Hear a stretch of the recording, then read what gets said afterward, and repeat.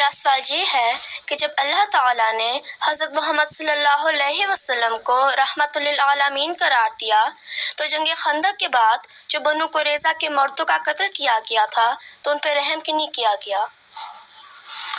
تو اس کے بارے میں نے بڑی تفصیل سے خطبہ دیا، تو میرا خطبہ نہیں سنا تھا؟ اب 5 منٹ میں تو میں تمہیں بتا نہیں سکتا۔ مختصر بات یہی ہے کہ حضرت صلی اللہ علیہ وسلم رحمت للعالمین تھے، جب انہوں نے غداری کی تو انہوں نے کہا ان کو کہ تمہارا فیصلہ میں کرتا ہوں، تم لوگ یہاں سے چھوڑ کے چلے جاؤ، تب کو میں بخش دیتا ہوں ہیں، اور تم نے جو منصوبہ بنایا نا اسلام اور مسلمانوں کے خلاف، تو میں تمہیں کچھ نہیں کہتا، چھوڑ دیتا ہوں، میرے سے فیصلہ کرا لو۔ انہوں نے کہا نہیں، ہم تو فلاں صحابی کا نام لیا، اس سے فیصلہ کرائیں گے۔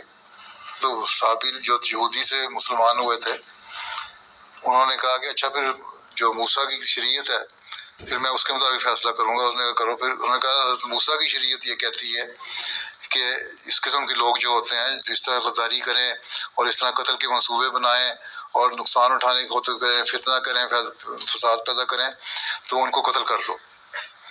اس پہ قتل کر دیا گیا، لیکن اس میں بھی ابھی اختلاف ہے۔ بہت سارے لوگ، کوئی کہتا ہے 300 آدمیوں کو قتل کیا، کوئی 400 کا، کوئی 1000 کا، بچوں کا یا عورتوں کا، تو ہر ایک کا قتل نہیں، اس میں بھی اختلاف ہے تاریخ میں۔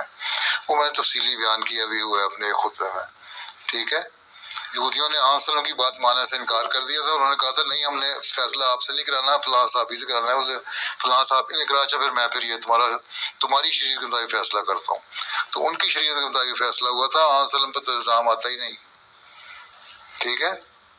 اس کے لیے تو میرا وہ خطبہ بھی تلاش کر کے سن لینا دوبارہ، ٹھیک۔